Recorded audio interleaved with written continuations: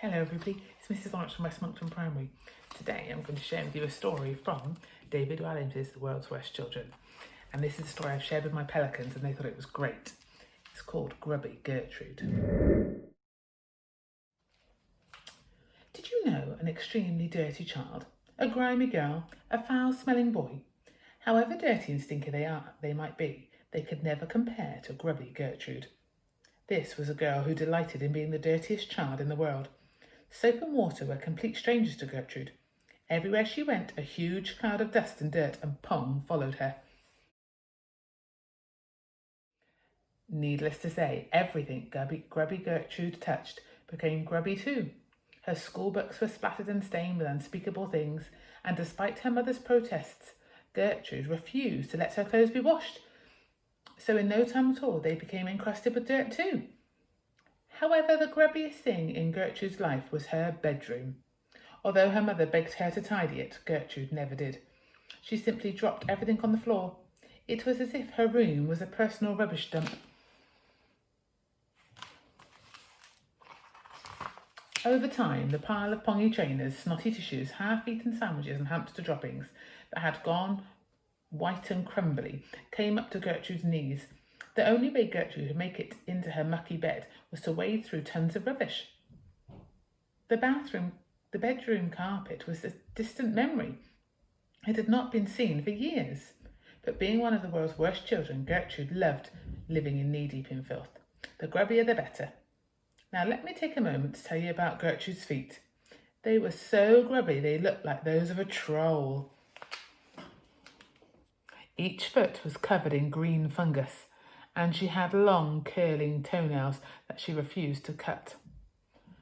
As a result, her feet smelled worse than runny cheese that had gone off decades ago. When Gertrude peeled each sock off at the end of the day, she would lift it up to her nose. The girl would say in pleasure. You or I would have screamed at the smell, or at very least projectile vomited, but not Gertrude. She was over the moon. Her socks were the pongiest in the world. Then, like everything else, Gertrude would simply drop them on the top of the ever-growing mountain of muck on her bedroom floor.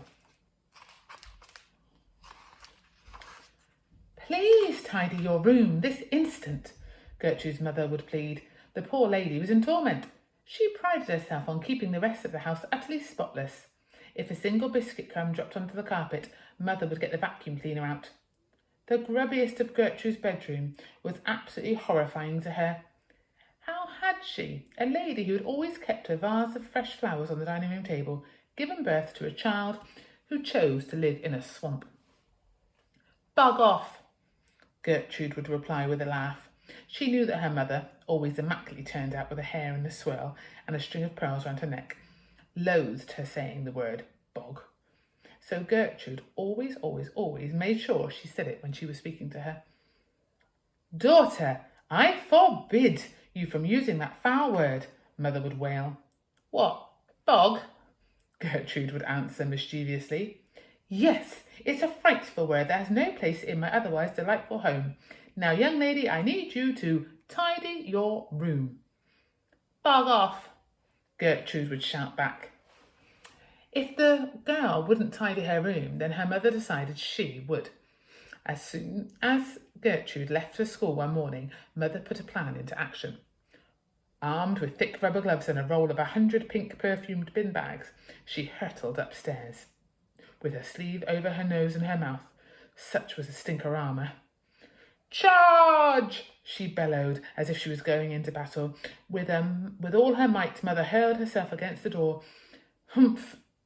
But the door would only open a tiny bit. The pile had got to waist height.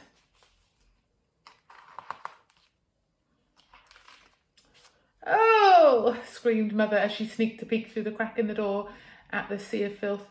Oh! She bellowed as the pong hit her smack in the nose. The problem was, try as she might, she couldn't get inside her daughter's room. Gertrude could just about squeeze in her little body through the gap and surf over the rubbish. For Mother, this was impossible. The lady was about to admit defeat when, ping, she had an idea. Keeping the door wedged open with her shoe, she hopped back down the stairs to grab her vacuum cleaner. She pushed the long hose of the machine through the gap in Gertrude's door and flicked the switch. Bzzz. The lady was delighted. The nozzle started suckling up things: a full carton of chocolate milkshake that had turned rancid, a pus-filled plaster, a lump of mouldy cheese. Mother smiled to herself. By the time her daughter got home from school, she might have rubbed the rubbish down to ankle height. Uh-oh. At that moment, the vacuum cleaner made an awful droning noise, a gug, gug, gug, gug, and before there was a sound of metal being bent, crank, and the vacuum cleaner shook violently and exploded. Bang! Mother was covered from head to toe in all things the machine had sucked up. The horror! The horror! She wailed at being caked in dirt and dust and rancid chocolate milkshake, amongst other things. She bent down to examine her vacuum cleaner. It had been smashed into pieces. Something extremely big and strong must have broken it. Was there something lurking under the rubbish in her daughter's bedroom that could have done that? "Hello?" called Mother. There was no answer.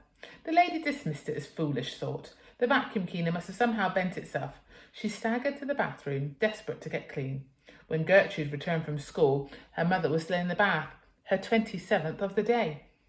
Before the lady could say anything, the girl had dashed up the stairs and squeezed herself back into her bedroom. Using an old plastic tray from the fast food restaurant, Gertrude surfed across the rubbish to her bed. There she peeled off her damp socks, a pair that had been worn hundreds of times before. Gertrude was delighted to see that fungus had begun to appear on them. Rummaging deep down in the mucky depths of her muck, the girl found another sock that she dropped there many years before. This one had a number of unusual-looking growths sprouting out of it, like a misshapen vegetable from a distant solar system. Gertrude realised her grubbiness had reached such an epic level that things were growing out of it. However, nothing could prepare the girl for what was about to happen. It's gone dark. Lying in the filth of her bed that night, between the sheets was a slimy with grime. Gertrude noticed something moving about.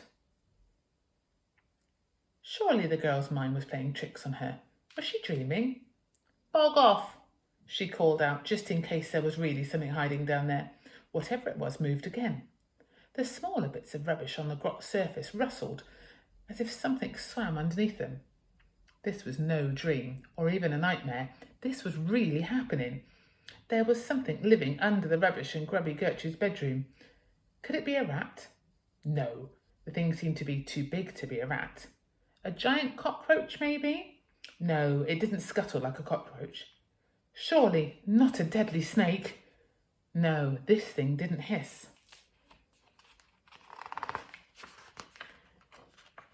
It growled. There was only one explanation. This was some other kind of creature, a creature that had hatched out of the murky depths of the girl's muck, a creature previously unknown to humankind. In a desperate attempt to keep the things at bay, Gertrude bounced on her bed until she reached high enough to leap onto the top of her wardrobe. There she had stockpiled some grot for special occasions, no matter she needed it this instant. With all her might, she threw down some half-empty yogurt pots, a stash of pepperoni pizza crusts, and a bag of elephant dung that she'd collected on her school visit to the zoo. Next, Gertrude threw herself off the wardrobe to land heavily on top of the new pile of rubbish, trying to squash the thing underneath it. Little did the girl know that all she was really doing was feeding the creature. After stamping about for a while, Gertrude had lied down on her bed once more. Exhausted, she closed her eyes. But in this place between awake and asleep, Gertrude heard a growling noise again. Grrr. The girl sat bolt upright in her bed and shouted, "Bog off!" Whatever is under there, can you just bog off right now? Her mother must have heard this as she rushed in from the bathroom, her frilly pink dressing gown wafting as she ran. "Gertrude, is everything all right in there, dear?" she called from the other side of the door. "Yeah, just bog off." "No, I will not, you foul-mouthed child. Now tell me, who are you talking to?" "You. Now, bog right off." Once again, the lady tried to push against the bedroom door, but the mountain of grot was even higher than before, and it was impossible to open the door at all. "I want you to tidy your room first thing in the morning," declared Mother. Then she rushed back to the bathroom to try and scrub the last of the rancid chocolate milkshake off her body. In Gertrude's bedroom, there was a distinctive sound of munching. Munch, munch, munch. It sounded as if a creature was devouring everything in sight. Burp. Then, from a sea of filth, it finally emerged. The rubbish monster. Ooh, yuck. It wasn't that it was a rubbish monster. It was actually terrifying. It was called a rubbish monster because it was made of rubbish. Every part of it was made from something the girl had deposited in her bedroom floor. 2 ears sat atop the monster's head that had once been a pair of Gertrude's pongy socks. Its eyes were a couple of slices of pepperoni from an old furry pizza. The monster's mouth was moulded encrusted burger. Its bulgy body was made up of everything from soggy PE kit and snotty tissues to sweaty Wellington boots and half-sucked sweets covered in dog hair, all bound together by manky plasters. It was a truly monstrous sight, which is what you would expect from a monster. "Bog off!" shouted Gertrude. She couldn't believe her eyes. Somehow her rubbish was fusing together. It created a mutant being. Pacing the girl's bedroom, the monster began scooping up the rest of the mess that Gertrude had dropped on her floor. It was quick work, as the monster's hands were enormous. Each scoop was then stuffed into its mouth. Old damp magazines, dog-chewed slippers, dirty socks. The monster loved Gertrude's dirty socks, and he ate and ate and ate, and he grew at an incredible rate. In no time at all, the monster was so big its head hit the ceiling. Boink. "Carry on eating, monster," ordered Gertrude, a smug smile spreading across her grubby face, because she realised something. Her mother had told her to tidy her room thousands of times. Now a monster was doing it for her. In no time at all, the room was perfectly clean and tidy. Finally, you could see the carpet again. And now that the monster had cleared her bedroom, Gertrude could start filling it with rubbish all over again. "Thanks so much," she said. "You may kindly bog off now." But the monster didn't go. Oh no, it still looked hungry. It turned to face the girl. Its gruesome pepperoni eyes focused directly on Gertrude. "No!" she pleaded as it advanced towards her. The monster moved slowly, making a terrifying noise. Plod, plod, plod. "Bog off!" she shouted. It was too late. The monster picked Gertrude up and swallowed her in one gulp.